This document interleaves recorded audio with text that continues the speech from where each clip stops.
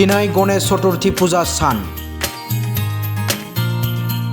हादोर नाङैनो फालिदों गणेश चतुर्थी फुजाखौ।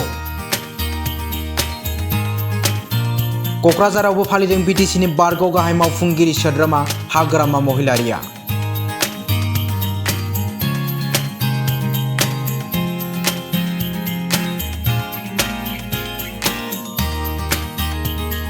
हिन्दु धोरोमारिफोरनि बोथोरनि गिबिसिन फुजा गणेश चतुर्थी फुजाखौ दिनै फुंबिलियाव रायजो नाङैनो सिबिनायजों लोगोसे बिटिआरनि गाहाय सदर कक्राझारावबो गणेश चतुर्थी फुजा फालिनाय नुनो मोन्दों।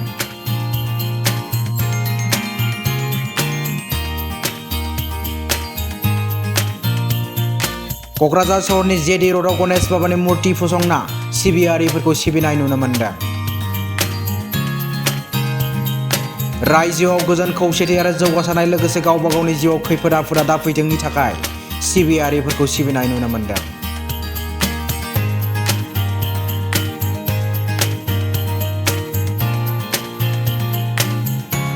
कक्राझार सहरनि सुभाष पाल्लियाव थानाय महेश मन्दिरावबो बिटिसिनि बारग' गाहाय मावफुंगिरि सोद्रोमा हाग्रामा महिलारिया गावनि नखर संसार गोजोन आरो मुलुग गोजोननि थाखाय गणेश बाबानि साखाथियाव दिनै फुंबिलियाव आर'ज गाबदों।